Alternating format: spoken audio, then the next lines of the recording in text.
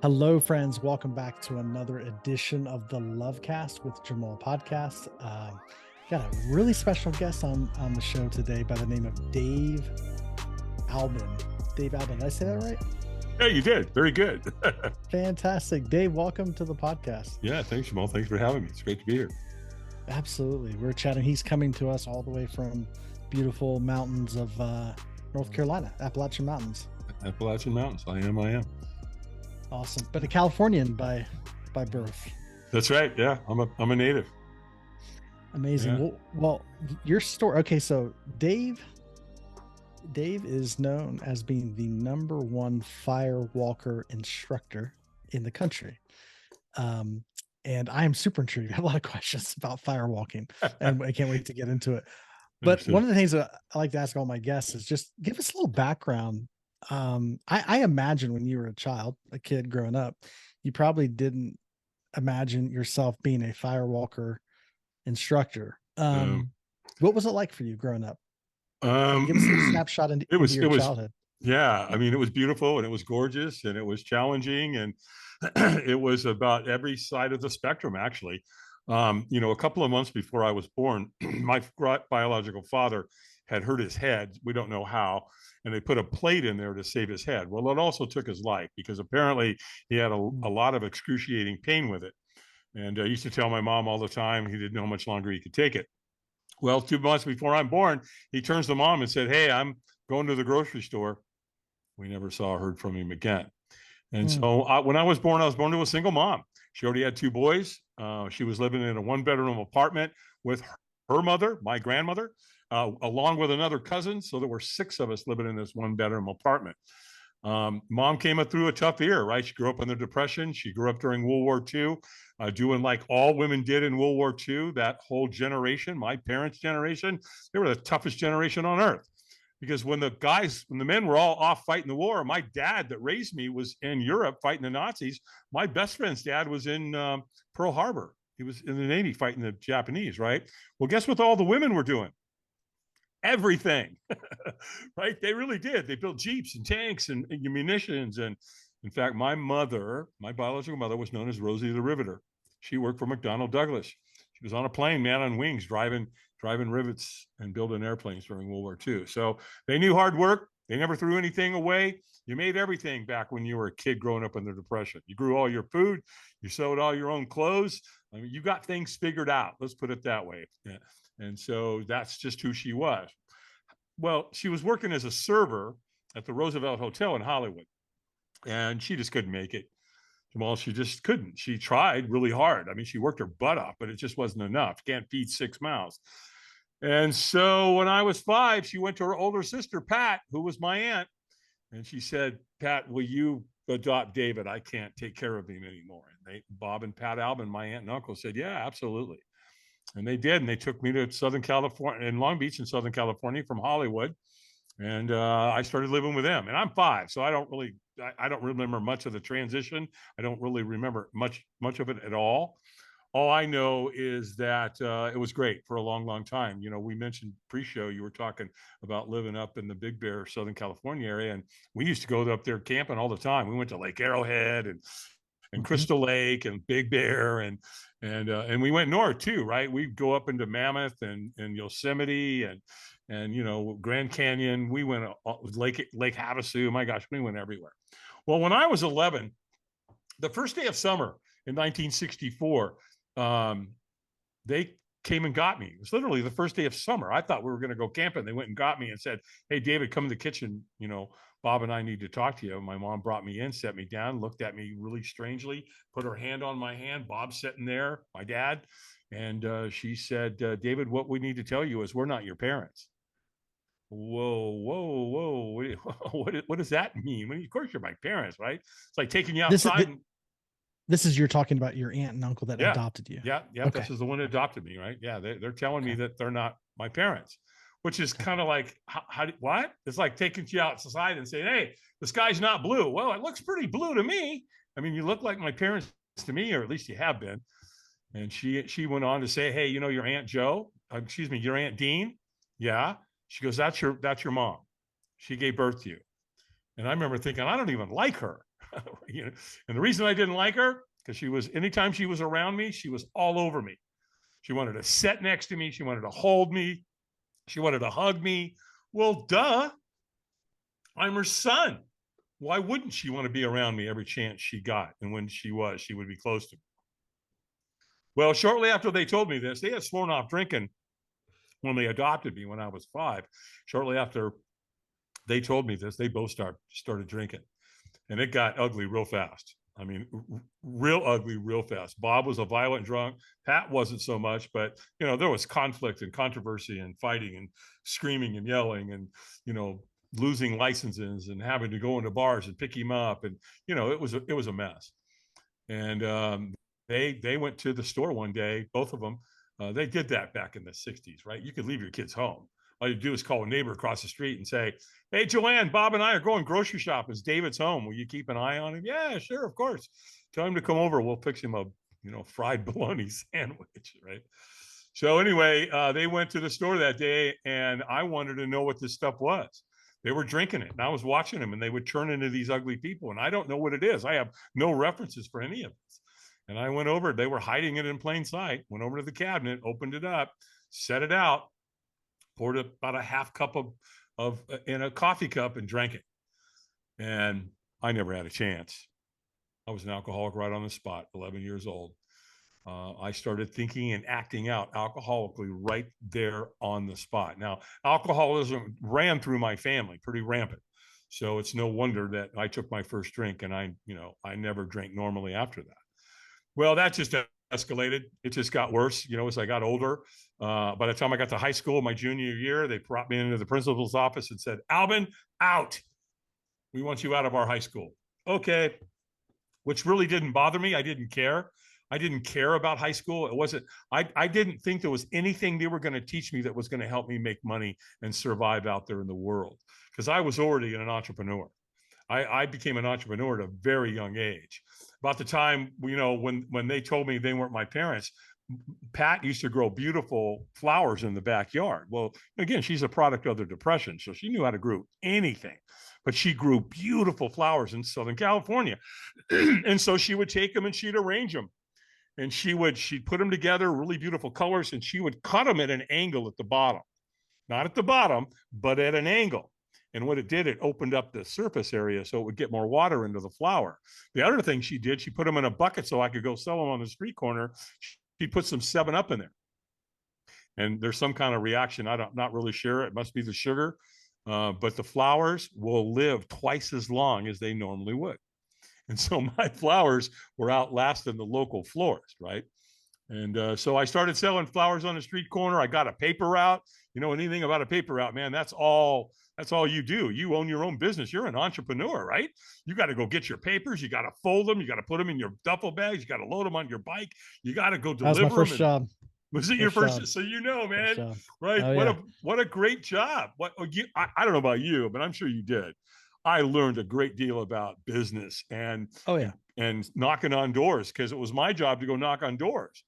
Right. When somebody new moved into the neighborhood, you went and knocked on doors, said, "Hey, I'm David. I'm the paper boy. Are you interested in?" "Yeah, we were waiting for you to come by," And so then you had to collect the money. And if you did it right, they would tip you. And so you started learning about business. I was really, really young. I lived across the street from a golf course, and I would take my Stingray bicycle, and this is in the 64, 65. I would go ride the perimeter of that golf course. And here's what I know about golfers: they suck. And the reason I say that is, man, there's these little things, these little white things that are around that are really money laying all around the golf course, right? I'd go find them. I'd bring them home. I'd clean them. I'd go back into the golf course. I'd go into the trash can and get the boxes that golf balls actually came in. And then I'd clean all the balls and I'd line them up. I'd put Titleist together and Maxfly and Dunlop and Wilson's. And I'd go back into the parking lot of the golf course and sell them back to the golfers. So I learned negotiations there. So I was good, man. I wasn't worried about getting kicked out of high school at all.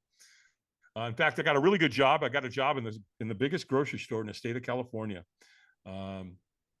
Anyway, things got worse. I got into drugs, got really wrapped around the axle with heroin and cocaine. I got married, got divorced, got married again, got taken out of California. I had a beautiful woman that got me out of California, brought me to the East Coast in 1983. If she hadn't, I probably would have gotten shot or killed because of the people I was hanging out with. Wasn't good. My peer group wasn't too outstanding, I can tell you that. And then let me just let me move this forward. On June 8th of 1988, I'm in my third marriage. She's got 3 kids, they're my stepkids. I'm living in the basement. They're living upstairs to stay away from me. And I'm literally trying to drink myself to death. And when I don't know, it was something about June 8th, 88 when I woke up. Yeah. Had you been drinking? So your relationship with alcohol started at 11. Had you been drinking this Yes. whole time? Pretty much. Yeah. Okay. Okay. Oh yeah. By the time I got in junior high school and high school, yeah, full time. Just full time drinking. And Oh yeah. And then drugs, Yep. and then, again, cocaine Totally. and heroin were my 2 probably favorite, other than maybe. Did you have a sense at the time as you were going through this process, obviously just young adult getting into alcohol, drugs, did you have any kind of check within your system that said there's something off here? I don't know why I'm doing this. Oh yeah, of course. We all know. Totally. What is it? If you're not living on the edge, you're taking up too much space. You know what I mean? We had all those kind of sayings, but yeah, In fact, I remember when Richard Pryor was freebasing cocaine, he set himself on fire and he was running down the streets of Hollywood somewhere. I set my bedroom on fire the very next night. So yeah, we knew you're hanging around drug dealers and prostitutes and, gang members. And yeah, but you go, you're kind of trudging that highway thinking, yeah, but it'll never happen to me, which we know is total BS. So anyway, June 8th, 88, I wake up that morning and I go, that's it. Dave's done. I'm not doing this anymore. I was in so much physical and emotional pain. The only thing I knew that particular day is it's going to stop. It's going to stop today. I'm not doing this tomorrow. Not going to happen. So my only option in that moment, my mindset was the only option is to put a bullet in my head. And so I loaded it, put it in my mouth. And as I'm contemplating, sitting there, getting ready to pull that trigger, I go, you know what? If you pull that trigger, those 3 kids upstairs that you love and you care about, you're going to kill them because you'll be dead. You won't have to deal with it. They're going to have to deal with all of it, all of the aftermath of you pulling that trigger. It's going to go through school. The cops are coming. The morgue's coming. I mean, what a horrible thing to do to them. You can't do that, man. That's not fair. It's not their fault that you're in the position that you're in. Figure out another way, pal. I mean, this is the conflict. This is what's going on in my head. This is what I'm wrestling with. And all of a sudden, I get a thought in my head well, why don't you just call Alcoholics Anonymous? And you know what's interesting about that? I didn't know who AA was. I had no idea. I didn't know anybody in AA. I'd never been to AA. I don't ever remember hearing the name Alcoholics Anonymous, yet there it was. Well, I did.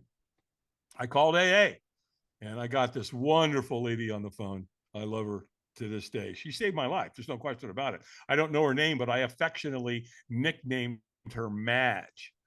And I've done that because she talked like this, right? She probably smoked 2 packs of Pall Mall non-filters a day. But man, she was vicious. She was the gatekeeper. It's her job to interview you to see if you're worth sending someone to come pick you up to take you to an AA meeting. That's her job. And apparently I must have given her enough information. She called somebody and sent me a guy to come pick me up. And that was day one. And then once I got to AA, holy mackerel. It's funny because I say this all the time, Jamal. Back then, the only place I ever felt at home was in AA meetings or some gringy, shitty little bar somewhere where you had to pack a pistol just to keep, just to stay alive. That's where you felt at home.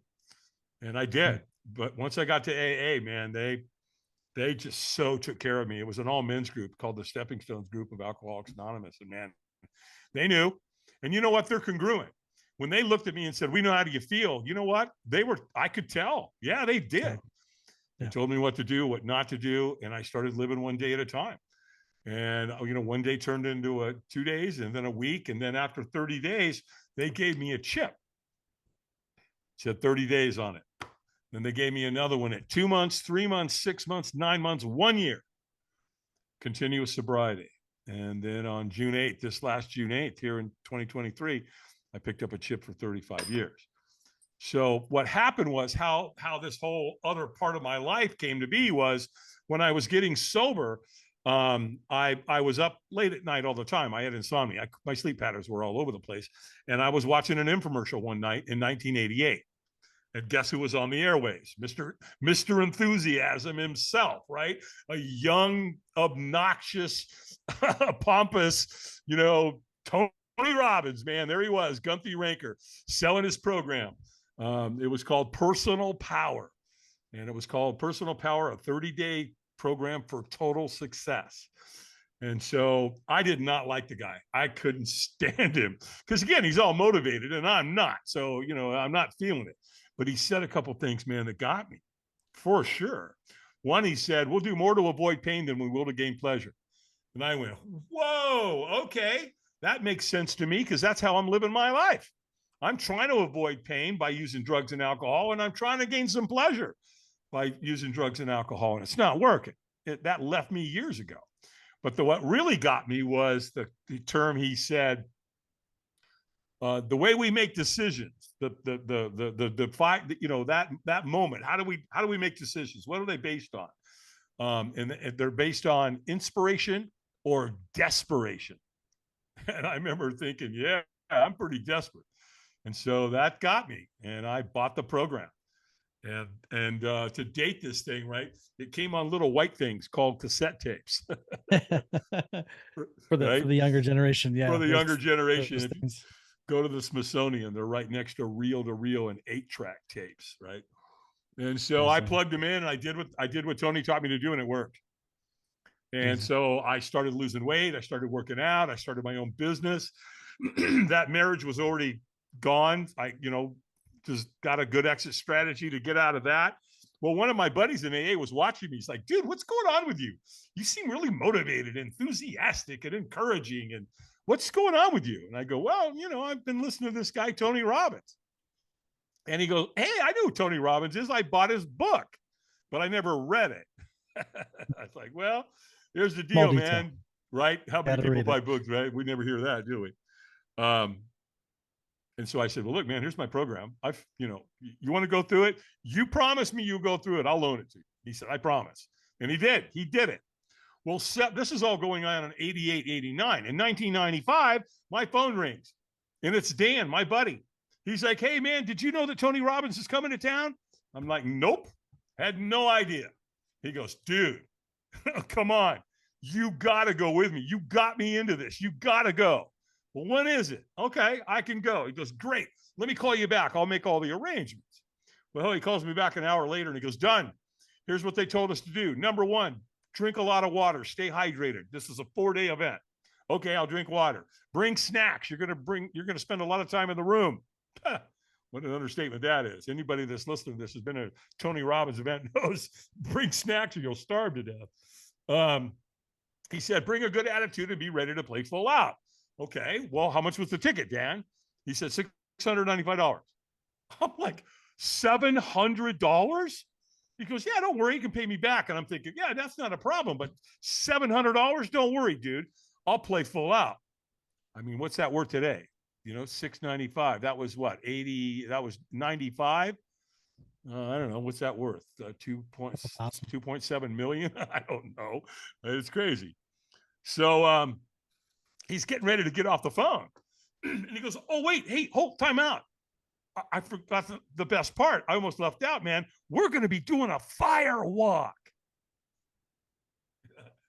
And I went, oh, I'm not saying anything, but it's the dialogue in my head is going, oh, hell no. No, we're not doing no fire walk, Dan. Maybe you are, but I'm sure not.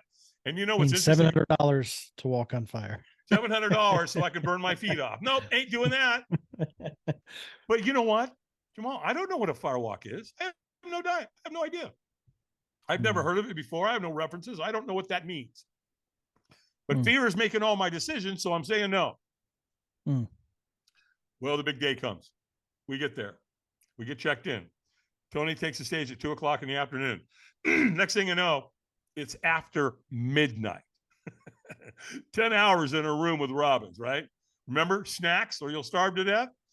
And all of a sudden, Tony says, take your shoes off. And I'm like, oh, no.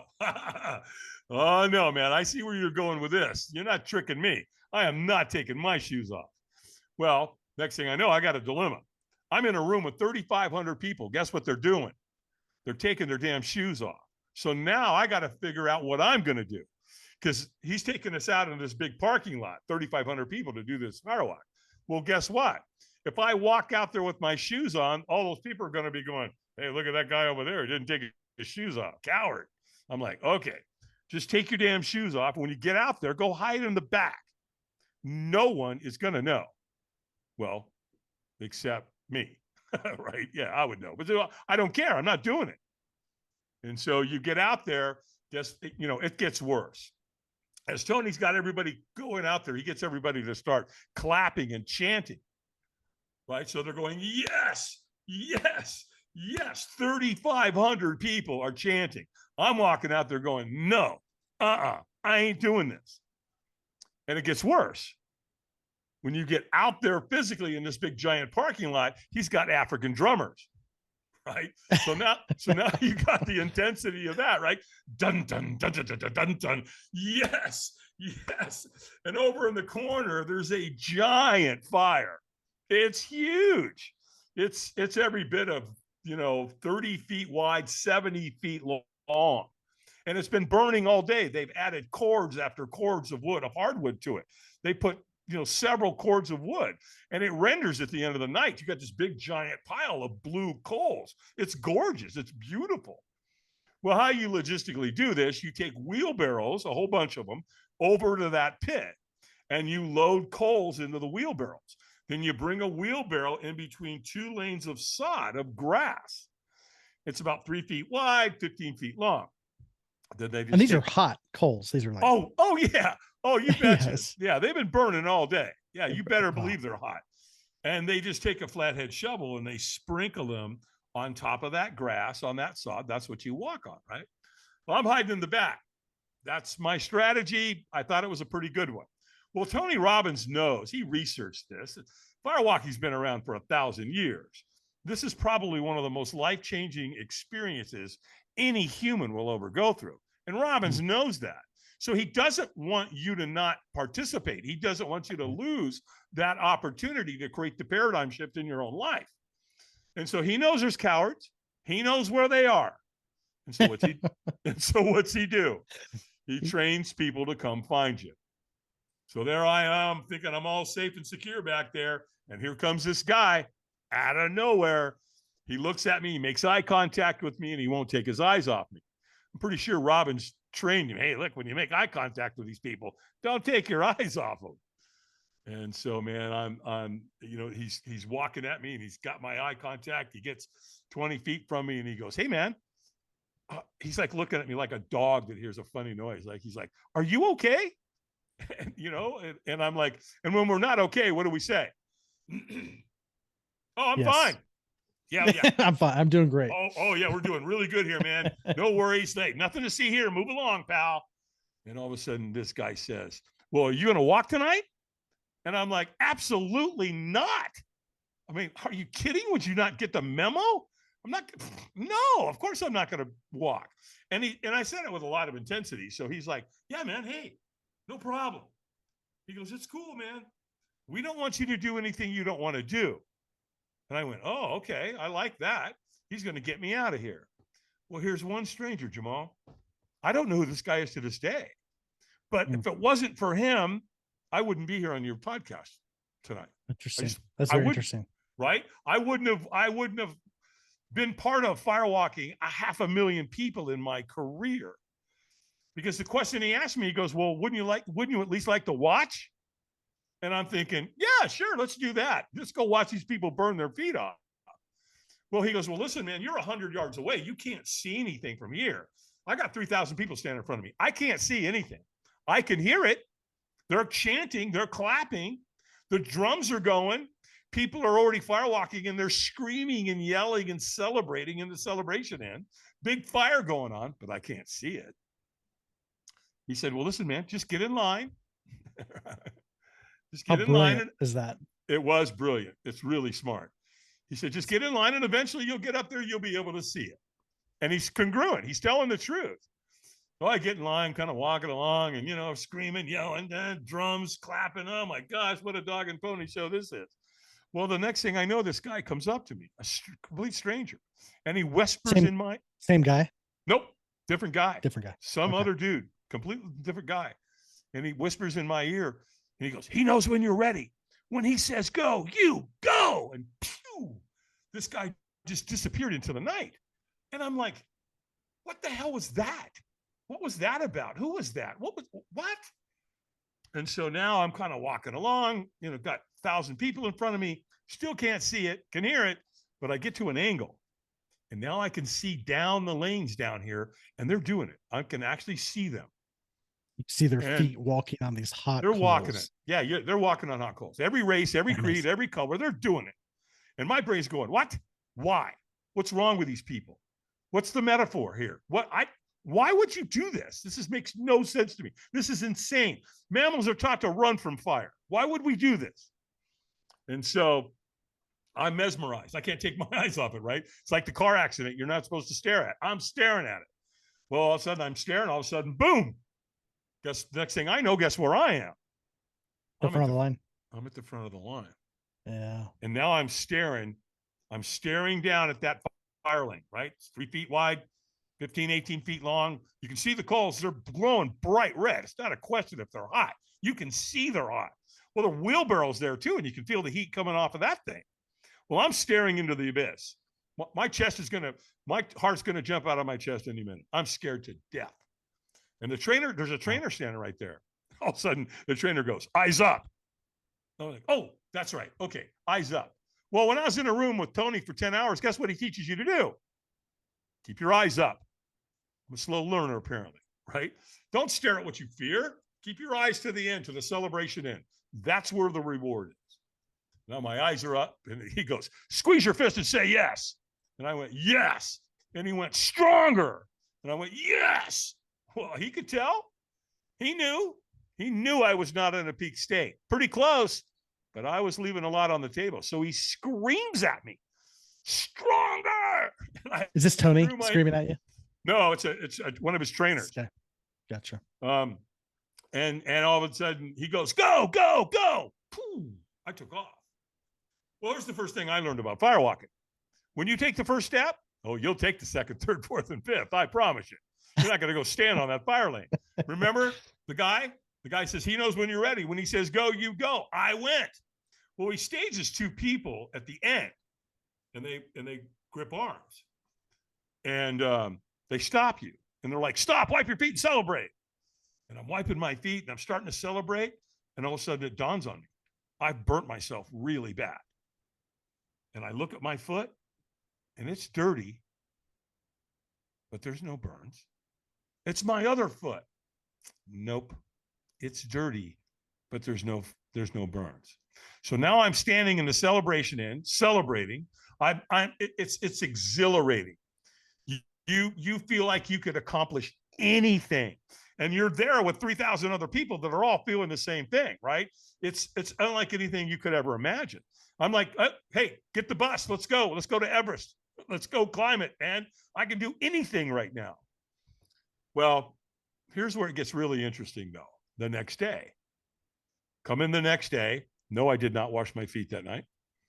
3,500 people coming into the venue before you can go in, inside the room, right? So we're all standing in the foyer, getting ready to go into the venue. And I'd never seen or witnessed anything like it. Here's 3,500 strangers that we all were acting like we'd known each other our entire lives. It was beautiful to watch. It was gorgeous because people were really, really communicating at a deep humanistic level because they were hugging, they were crying, they were talking about the firewalk, they were talking about their fears, they were talking about it being one of the greatest things they'd ever done in their entire life. And I'm feeling the same thing. And so we're all feeling it collectively, right? Because our self-worth, our self-confidence, and our self-belief got raised the night before. Well, Tony knows that. That's why he does it on day one, right? Because this is day 2 of the 4-day event. Well, later in the event, I met one of Tony's trainers, a guy by the name of Ted Macy. Love this guy, man. Sweet dude, and his wife, Mary. And I'm talking with Ted about everything, right? And I go, dude, this must be awesome to be able to come back in this environment and hang out with all this positivity and energy. And he goes, oh, yeah. He goes, I get to do this 8-10 times a year. And he goes, and by the way, you see all those people standing over there with their black shirts on and the pink writing? I'm like, yeah. And he goes, they're volunteers, man. They're just like you.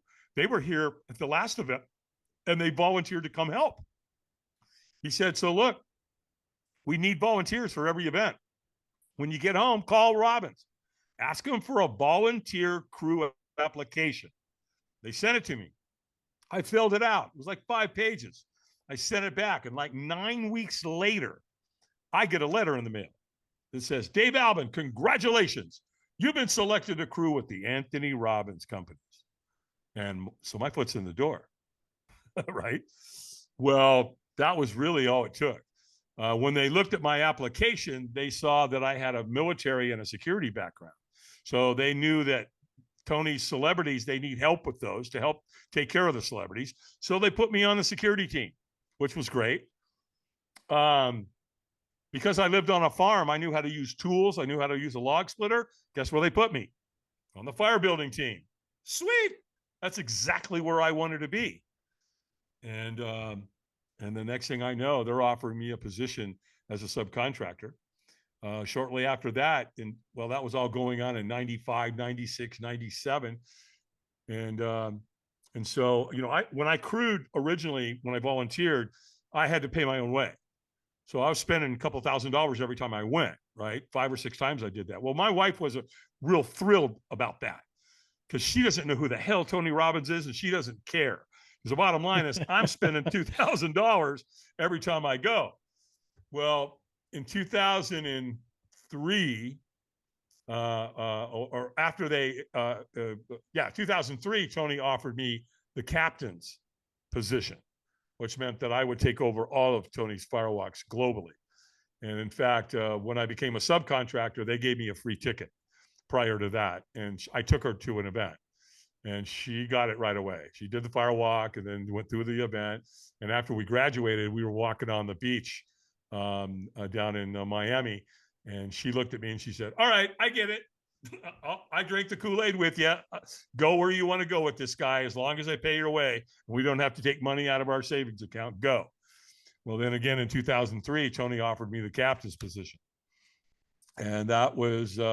And when they offered it to me, I'm like, well, originally I said, I can't do it. And they're like, well, can we ask why? And I said, yeah, I homeschool my kids.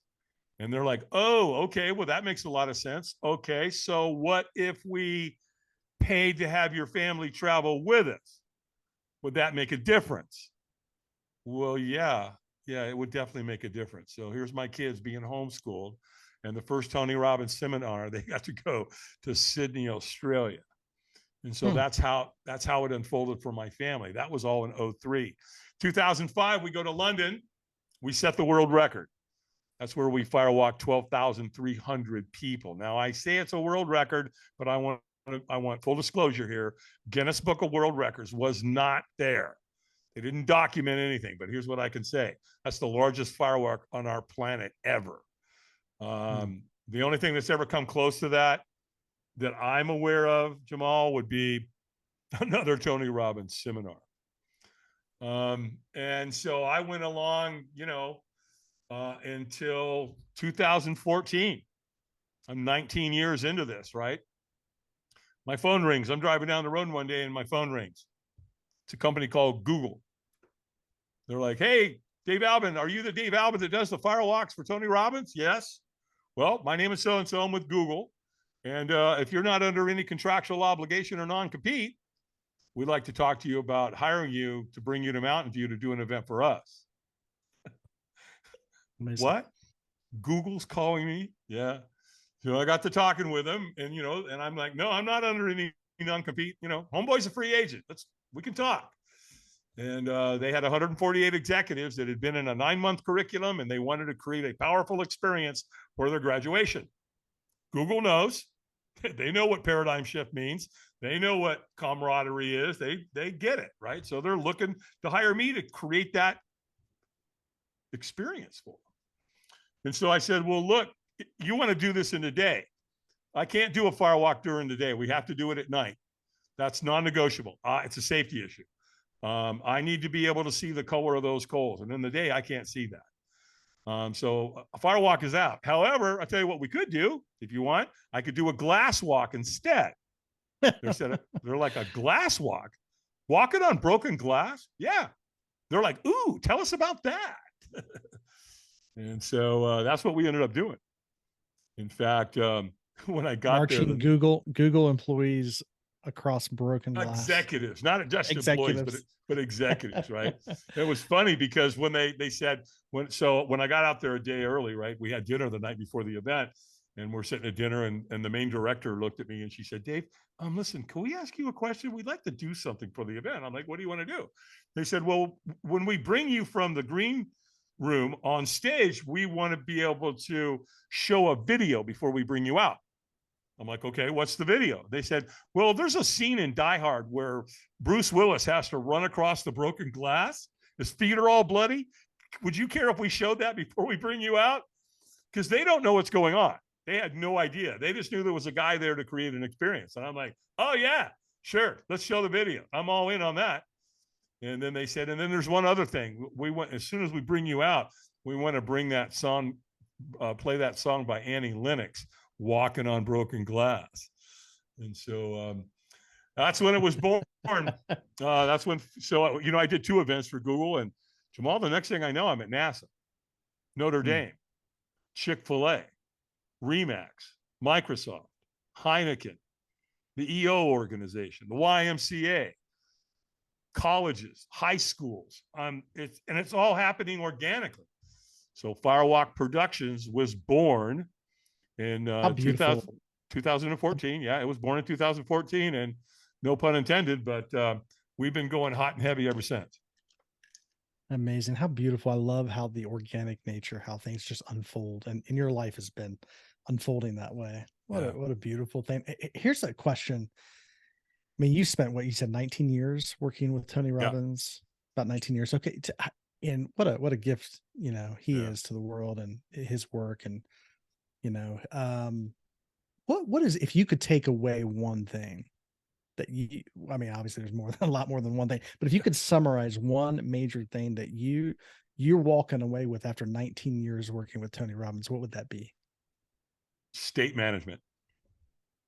Can you say more about that? State management means that how we control our state. State of being. How do you reacting? When things are going really good, you can see people, they shine pretty well. Yeah, but how do they act during times of struggle and challenge? That's where your character comes out. Everything that happens to us, I don't care what it is. Every single thing that happens in our lives, we're the ones that create the story about what happened. And so we're either going to create a story that's going to limit us, or we're going to rise. So create a good story. Viktor Frankl taught us that, right? He wrote the book, Man's Search for Meaning. Some of your listeners, go read the book. It's not an easy book. Viktor was in Auschwitz, and they assassinated his family. Every single day, he didn't know whether he was going to go to the chambers. Standing outside, naked, cold, freezing, no food, no hope, nothing. But he made a very interesting distinction. He said, they can take everything from me. They can take my family. They can take food. They can take my clothes. They can take everything from me. But there's one thing they can't take. And that's my attitude. I have to relinquish it. And so he took that and said, someone's got to get out of here to tell this story. What did he do? He created purpose. And that's the key to life, right? Because we achieve, and people achieve at a very high level all the time. But here's the question: is it balanced with fulfillment? That's the key. I talk to a lot of entrepreneurs, and they're very successful financially, but their home life is a car wreck. Yep. So that's the key. And Tony's even said it. Achievement without fulfillment is failure. So you better get control of it early on. And so from my perspective, that's just, being around him. State management was everything. Yeah. Because, we know, right? Life is 90% what happens to us, or 10% what happens to us, and 90% how we react to it. It's very true. Oh, yeah. And so we assign meaning to everything that happens in our life. And if it disempowers us, or, we're embellishing and things like that, that's not going to play out well. So you want to change your story. You want to change your life, change your story, create a good one. Look at what's really going on. When I do events, when corporations hire me, I put a picture of a guy on the screen behind me when I'm talking, a guy by the name Eric Weinmeyer. And the picture is of him at the top of Mount Everest, right? And so I'm not talking about him. I'm not mentioning him. I'm just letting them stare at him for 20 minutes while I'm doing the pre-frame on the firewalk and the keynote talk. And all of a sudden I'll say, hey, by the way, who here can tell me where my buddy Eric is standing? That's kind of obvious, right? Somebody will always go, Mount Everest. That's correct. By the way, I want you to know something about Eric. Pretty interesting guy. He's climbed the 7 highest mountains on 7 continents. And he got to the summit of every single one of them. Put him on a mountain bike, that boy will tear it up. Put him in a kayak, he can go down just about any river on earth. But there's something really, really interesting I want you to know about Eric. He's blind. So I don't want to hear it. I don't care what you told yourself or what you think you can do or what you think you can't do. If you don't think you can do something, chances are you're wrong. You've lied to yourself. Because if a blind man can climb the 7 highest mountains on earth, what can you do? And that's where the firewalk comes in. That's where the firewalk interrupts the pattern. See, because up until the firewalk for me, Jamal, everything I did was based on fear. But fear for me meant forget everything and run. Right. After the firewalk, it shifted. It became face everything and rise. As we say in AA, false images appearing real. And so I started shutting down fear. And fear's okay. I mean, fear's there to help keep you from doing stupid shit to kill yourself. Fear needs to be there to guide you. Just don't let it become your jailer. Don't let it control your life, because the fears you don't overcome, we know in the personal development industry, are going to become your limits, because fear is a liar. So the bottom line is, you got to step through them. And, the bottom line, again, is the fears we don't overcome become our limits. So, and we know that what doesn't challenge us doesn't change us. Totally. So, and everybody's fear is connected to their story. I mean, that's the idea as well. Yeah, absolutely. It's connected to your story. Why don't people get what they want in life? I ask this in my seminars, and I get all kinds of answers, right? Really good ones. Bottom line is, I get everything from I'm too young, I'm too old, I don't have the time, I don't have the money, I don't have the education, I don't know the background, I don't know the research, blah, blah, blah, blah, blah, blah, blah, blah, blah. All bullshit. Every bit of it. One of my worst, one of the things people say all the time, and I correct them. And when they say, I don't have time, bullshit. Yes, you do. You have time for anything you're committed to. That's so true. 100%. I've seen that so many times. Oh my God. Because I've used it. We all do it. Right. Well, all we have is time. I haven't done it. Right.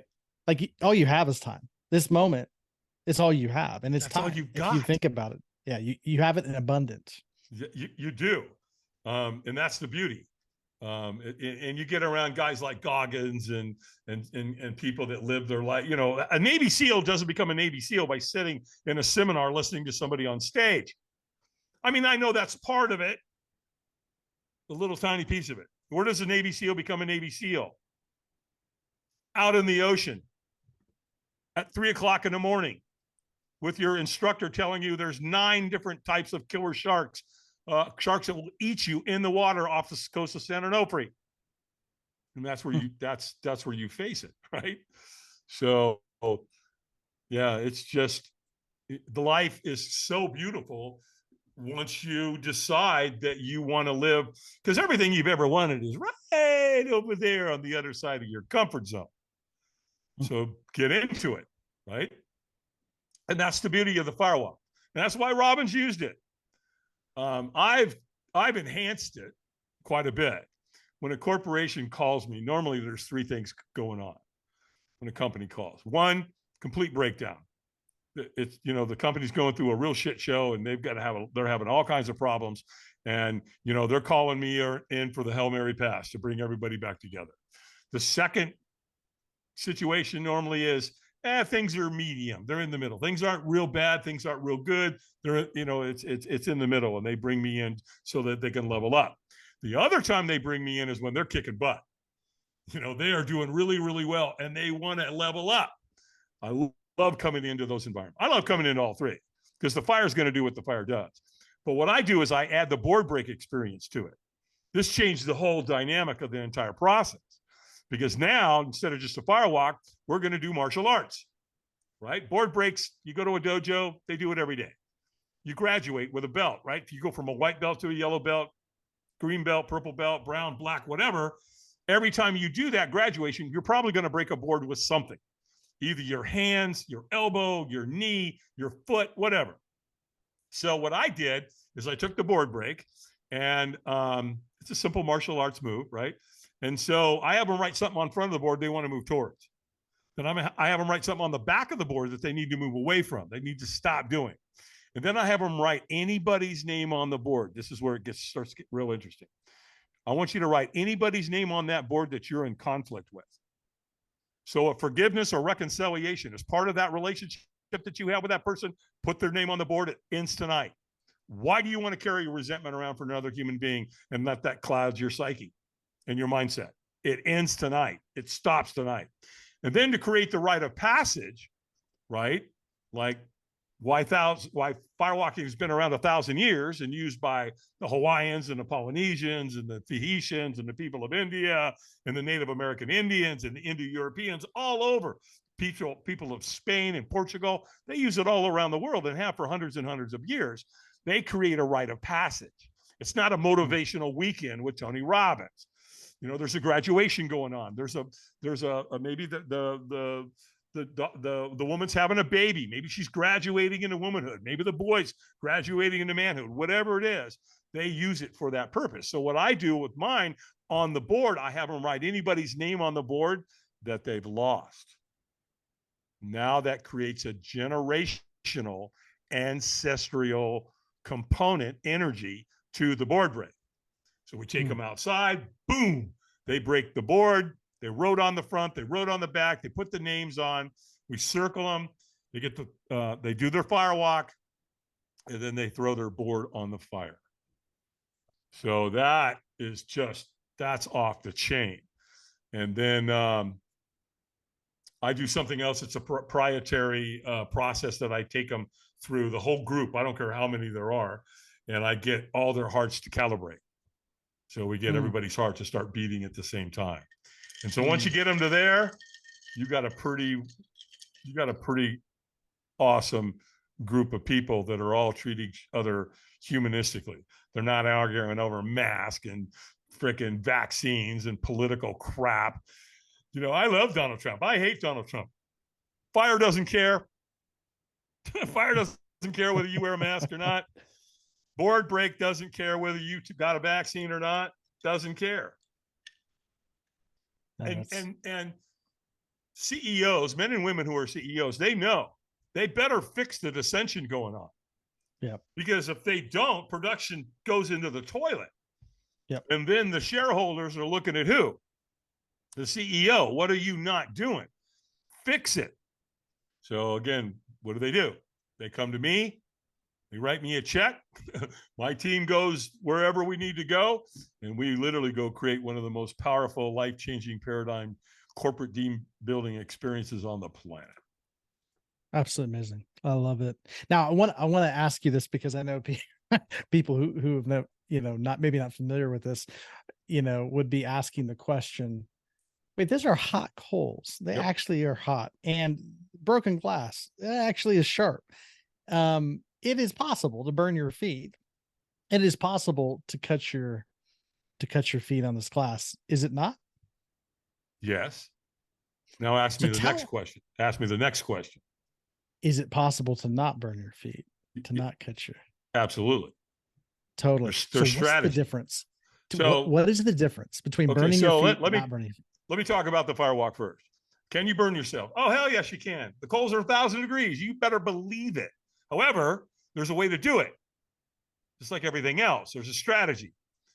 I would encourage them to pay very close attention when I'm instructing them how to do it. And you do it just the way I taught you. And you can walk all day long. I mean, between Tony and I, Jamal, I've walked close to 500,000 people. Now, I know your listeners aren't going to believe that. And I get it. It doesn't matter. I've walked hundreds of thousands of people. Has anyone ever been to the hospital? No. Has anyone ever needed hospitalization and hurt themselves bad? No. Can you get a blister on your feet? You better believe you can.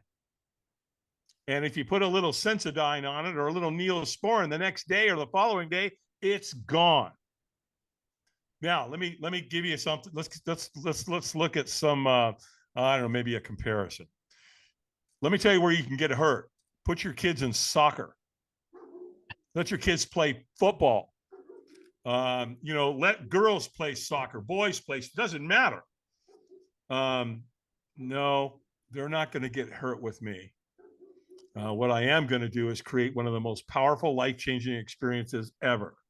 I love working with kids. That's why I'm going down this road with you.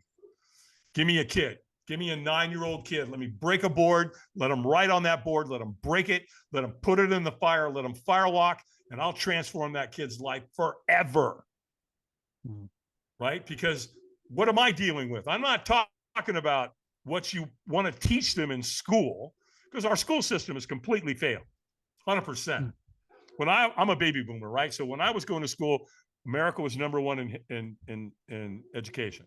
Now where are we? 47th. Well, wake up, boys and girls. Something's not working. Because you know what? We don't teach self-worth.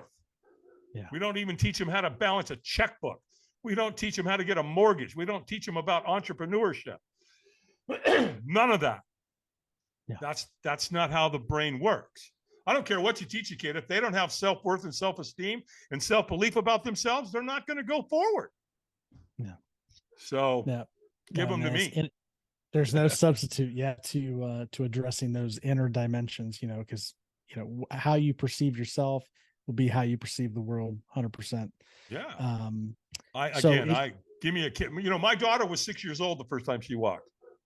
Amazing. My son was 9. So you have children walking the firewalk. Amazing. Absolutely incredible. So what is the difference? So I know there's a strategy. I totally get that. There's a strategy involved in walking the firewalk. What is it in your understanding that makes, because you're altering physical reality the way it seems. Okay. I think the power of this is like, how powerful is your perceptions? How powerful is your story? Well, it can actually alter physical reality. Is that correct? Is that what you're demonstrating? Well, if think professional athlete, think MMA fighter, think about if you've ever played sports, what it's like to get really intense and into the game. What do? You get yourself physically and mentally ready to go into the game, right? So we know our bodies emit heat, right? So think MMA fighter. Sure. Think any of them, whichever your favorite fighter is. When they're going into the ring, are they intense? Yeah, sure. 100%. Now, when you get that in intense state, there's heat coming out of your hands and heat coming out of your feet. Now, does that maybe repel it in such a way? Could, maybe. Because people ask me all the time, Dave, how can we do this and not get burnt? And you know what my answer is? I don't have a clue. I don't know. Amazing. My hallucination is I've seen it. I know I've done it many times and not getting burnt. Have I gotten blisters before? Yeah, but I've done some really advanced firewalking where we're walking 40 foot or 50 feet, not 15 or 18. And I'll tell you what, I've got there's a picture on my website of a ceremony in India. I'm pretty sure it's in India. And what it is that what they did is they dug a trench. And so, remember, when you fire walk with me, I'm just going to sprinkle the coals on the grass and you're going to walk on top of that, right?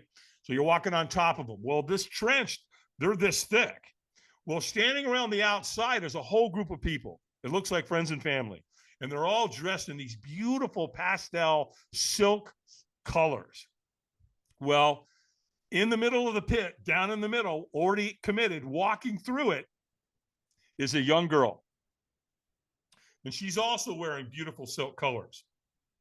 She looks to be 17, 18 years old. She looks very young.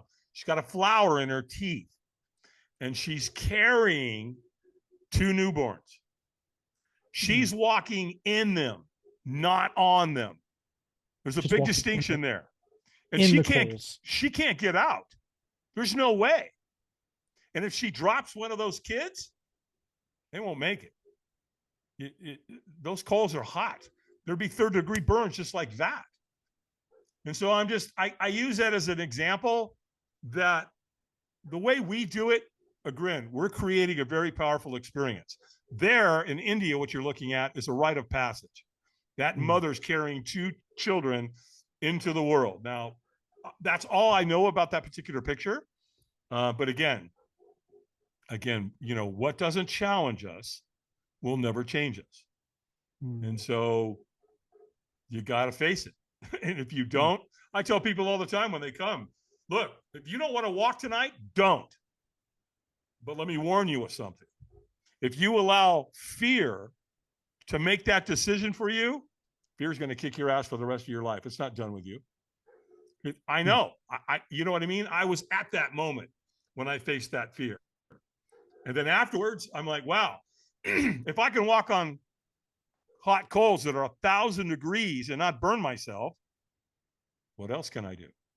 What else have I lied to myself about, right? So it just really just rips your mind open to what's possible. Eric climbed the 7 highest mountains on earth. He did it blind. What do you think he tells himself every morning? I don't have the time. I don't have the resources. Yeah. His dad was a Marine. His dad died a couple of years ago now. Sweet guy, man. Dad was amazing guy. And he's one of the main reasons that Eric has been able to accomplish what he's been able to accomplish. So back to the question, why don't people get what they want? It's all based on mindset. It's all based on what you tell yourself. And I like to take the question, I am, and then add to it. And you better never, under any circumstances, say bad things about yourself. Your brain doesn't know the difference. Well, I mean, one of the things we talk about in the coaching process is, I am as it's kind of I look at it as a cheat code, if you want to put it that way, but I am as a divine statement, right? So if you use that statement, you automatically become a creator as soon as you say I am. So whatever follows it, you want it to be true. You want it to be accurate to who you are, because if you declare something that you are that is not in alignment with the truth of who you are, then that's what's going to create a life of suffering and limitation. Oh, you nailed it, brother. Oh, I love that. That was delicious. I tell myself all the time, I am one of the top fear-crushing, life-changing coaches on earth. Beautiful. And when I retired from Tony, I had a great conversation with him in the green room after I retired. And one of the last things he said to me, he goes, Albie, with great wisdom comes great responsibility. Make us proud. So I know what I have. I know I've been given this gift that I can take people and I can change their life radically. I can take a company that's going into the toilet and get them going up. And I've been able to watch thousands and thousands and thousands and thousands of people do this. I saw a kid one time walk on his hands. It was a kid down in Tampa. He was a high school collegiate athlete, got hit by a drunk driver, lost both legs. And he was thinking suicidal. And one of his buddies said, hey, Tony Robbins is coming to town, man. Why don't you go see Tony before you do anything, make any decisions that are going to be permanent? And so he got there. And he was a wrestler and a football player, had a lot of upper body. I'm out there with Tony, we're walking 5,000, 6,000 people, whatever it was. And all of a sudden, Tony kind of stopped and he looked at me, gave me this weird look. And I couldn't see the kid. I didn't know what was going on. And all of a sudden, there he is. He comes around the corner and there's his wheelchair. And he's got one of these, I don't know, 3.0 wheelchairs made out of titanium. And, it's real light. He can move it, right? He's moving it. And Tony bent down to say something to him and the kid blew him off. He's like, no, go, get away from me. I got this. And the next thing I know, man, he wheeled that chair up to that fire lane and he moved his torso. He flipped himself forward, boom, landed on his hands and walked across the fire on his hands. Amazing. And I remember thinking at that point, I went, okay, I got it. That's why I'm here. That's what I'm supposed to be doing. I'm here to help change people's lives. I'm here to help shift that paradigm for them and create situations that let them step into their greatness. Beautiful. Never underestimate, we hear this all the time, right? Never underestimate what a small group of people can do to change the world. Indeed, it's the only ones that ever have. And we need now leadership more than ever. We need guys like you and your audience that are listening and want to take themselves to another level, big time. I've always said if we take all the politicians out of DC and we filled it up with entrepreneurs, we'd have every problem solved by next weekend. That's what, right? That's what entrepreneurs do. We don't, we think we're problem solvers. We get stuff figured out. Well, I always tell people, I said, everybody's an entrepreneur, whether you know it or not, because you're all creating your life. That's right. Absolutely. Everybody. Oh, I love that. That's so good. Amazing. Well, one of the things I'm taking away from this conversation, and first of all, thank you. It's so rich, so good. But one of the things I'm taking away from this conversation is there's more to, one of the things I say, and I teach people to say in my work is we work on this paradigm of like really understand that all things are possible, right? But people, it's so easy to say that, right? We could say that. We say, oh yeah, all things are possible. But a lot of times it really doesn't feel true, right? And that's because of the story, right? The story is what gets in the way of accessing that dimension. And what I'm taking away, and hopefully, and I believe a lot of the listeners who listen to this conversation are taken away, is this reality. Like if a guy who's blind can climb all the 7 highest mountains in all the continents, right? If children can walk across burning hot coals, if a mother can walk across inches, like not just walk on top of them, but be in the coals with 2 newborn babies. Right, exactly. People can, if Google executives can walk across broken glass, break boards, it's like, okay, there's more going on here than we realize, and there's more to your ability than what you perceive as a limitation, right? Even at the physical level, like there are things that you can overcome at the physical dimension of life just through going beyond the story. And that's what a powerful demonstration. This is not theory. You're actually demonstrating and helping people see it and experience it through the act of walking across, burning coals. I love it. I think it's powerful because the event will end, will come and go, but your life, you'll never forget that. Well, there you go. Don't forget me. They won't remember Dave Albin. They won't remember what I said, but they're not going to forget that act. They'll never forget their first firewalk. Yeah. They won't. Yeah. And it doesn't, what I love about the fire doesn't care. Doesn't care about race, creed, or color or gender or, what your beliefs aren't. Fire doesn't care. Does not care. It's going to bring you into the moment. Yeah. Right. And it helps you see the beyond the matrix, so to speak. Yeah, 100%.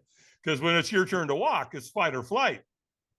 It's pretty scary to look down and see a whole lane that's 18 foot long with hot burning coals on it. You're going to walk across it. I'll tell you what some of your listeners can do if they want. They want to see something really, really cool, and it really depicts what somebody goes through. Go Google Oprah's firewalk. Oprah's firewalk. Oprah's firewalk. Yeah, she firewalked at the LA Convention Center with Robbins in 2010, and man, it does a really great job of showing you what somebody goes through because she's losing it. She is losing it, man. Oh yeah. She is not excited about this at all. She wants nothing to do with it. And then there's that moment where she goes, you know what? I need to do this. And she does. And then right after she does it, you see her celebrate. And then you see her go, and the cameras go with her. And she makes one of the biggest business decisions of her career within seconds of firewalking. Amazing. Because it puts you in a peak, in a what? In a peak state. In a peak state. Mm-hmm. And that's where all good decisions should come from. The peak state. Amazing. The peak state. Total peak state. Absolutely. We could talk. I'm sure we could have a conversation about that. Oh, too. geez. But Dave, thank you. This is Rich. I really appreciate you. My pleasure. Making yourself available for us. And yeah, absolutely. Happy to come back sometime. Sure. Absolutely. Maybe we could talk about the peak state. That would be fantastic. Well, we go. We can cover a lot of ground. Absolutely. Well, let me encourage, if you're listening to this show, go to firewalkadventures.com. Check out Dave's work, what he does. Check out all the resources there. Google Oprah's Firewalk. Just let your mind expand a bit beyond where it is, so you can see that there is life beyond the limitations of what you think is possible. So any last words before we head out here, Dave? Sure. Really it just comes down to something I say quite often, that is, stop looking for heroes and just be one. Ooh, my gosh. Oh, that's a whole thing. Stop looking that's so well said. Stop looking for heroes and learn to be one. And just be one. Be one. Your family wants you to be a hero. Your friends, the people around you, they need you to be the hero. Wow. Love it. Yeah. Love it. Yeah. No victims here. No ability to be a victim when you're the hero. I love it. Nope. Got room for that. Yeah. No, life's too short. Thank you, Dave. I appreciate it. And welcome, Jamal. Guys, thank you for listening. As always, if you haven't rated or reviewed the show, please, if iTunes, Spotify, go and rate and review this podcast. It really helps us get the word out. If you've enjoyed this, I'd love to hear from you as a listener. Let us know your comments, thoughts. Love to keep the dialogue going, and we'll go from there. But thank you again for listening. And until next time, take care.